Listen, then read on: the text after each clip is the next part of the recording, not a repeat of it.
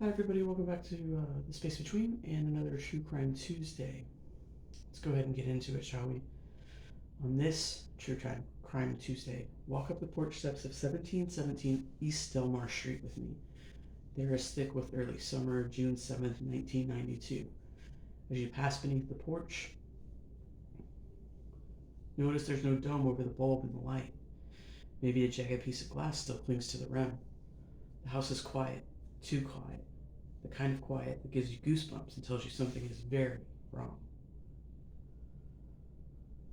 As we step inside, the air feels heavy, still holding the warmth of early summer. An anxious dog paces in the living room, nails clicking against the floor. The television hums with white noise. The ghost of whatever program ended hours ago. It hasn't been turned off, and that detail matters. It means someone expected to come back, or to never leave. Other than that static, the house is far too quiet for 3 cars in the driveway and 3 persons sitting in plain view. The 2 women who live there, Sherrill Levitt and Suzie Streeter, and Suzie's friend Stacy McCall, were known to be heavy smokers, yet their cigarettes and lighters sit untouched beside their purses. It's a small thing, but it speaks volumes. Smokers don't leave without their cigarettes. This isn't the kind of absence that's planned. It's the kind that happens mid-breath.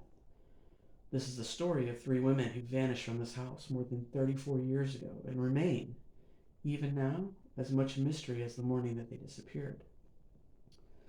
Springfield, Missouri was in full-on celebration mode that weekend. There was a Civil War reenactment going on about 30 miles away that brought in all types, from those participating to the ones watching the blanks fired across fields at the enemy. Also, 5 area high schools were graduating students, including the school that Stacy and Suzie went to. Restaurants were crowded. Unfamiliar vehicles were coming and going off normally quiet streets as people came to and left graduation house parties all over town into the early morning hours.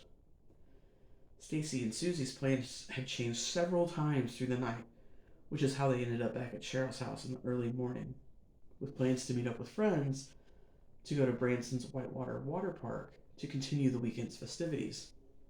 The girl's friend Janelle Kirby would call the house at about 8 a.m. to coordinate the plans for leaving, but no one answered or returned her calls. She and her boyfriend decided to show up at the house around 12:30 and found a broken porch light and an unlocked door. For the next 9 hours, the house would be bustling with activity, not from the missing women, but from those who cared about them. They would receive calls asking if they had seen the missing women, then show up to the house to look around and speak to the other people there. Some anxiously emptying ashtrays around the house, others washing dishes or sweeping up broken glass on the porch. Concern filled the air, but so did hope, every visitor believing the woman would soon walk back through that door. That is until 9 p.m., at which point Janice McCall, who was Stacy's mom, decided to call Springfield PD after multiple phone calls and visits to the home had not reconnected her with her daughter. Good-meaning friends and hopeful family had inadvertently completely contaminated a crime scene and forever changed the picture that the police would be able to paint of what happened at the house and what everything looked like immediately after the women vanished. By nightfall, the search had gone beyond Springfield. State police and the FBI joined local officers. Helicopters circled overhead and search dogs combed the fields. The community poured in to help, but there was almost nothing to work with. The contaminated crime scene offered no clues, no forced entry, no signs of struggle, nothing missing except the women themselves. Hope quickly turned to dread. After massive searches, there was no trace of them anywhere. All investigators had were fragments. A strange message accidentally erased from the answering machine, and a neighbor's memory of a van that didn't belong.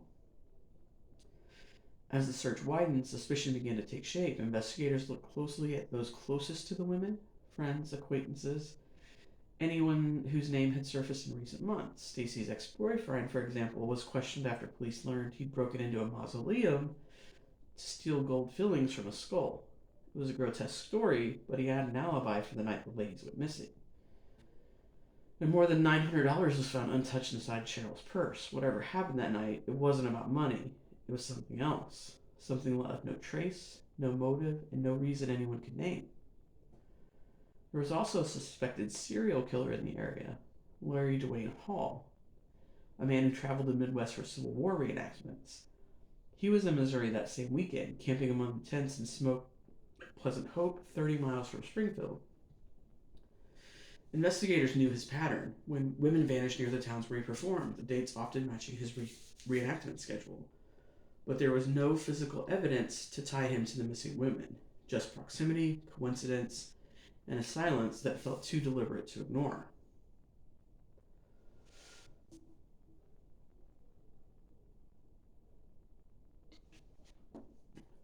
Also in the area at the time of the disappearance was Robert Craig Cox, a convicted kidnapper and robber. Investigators looked into him early on. His girlfriend initially gave him an alibi, but years later she recanted. In 1997, while under suspicion for a separate murder in Florida, Cox told authorities he knew the Springfield Three had been murdered and buried, and that their bodies would never be found. Police had reason to doubt his credibility, but his words lingered. They were too specific, too calm, and too close to the truth everyone feared. Each of the main suspects allowed investigators to pull at a different thread, each theory offering a glimpse of motive, but none revealing truth. No evidence, no confessions, no hope of finding the Springfield Three alive. More than 5,000 tips had been logged, yet not one had led to a confirmed answer. Over the years, rumors have surfaced. The most enduring claiming the women were buried beneath the south parking garage at Cox Hospital.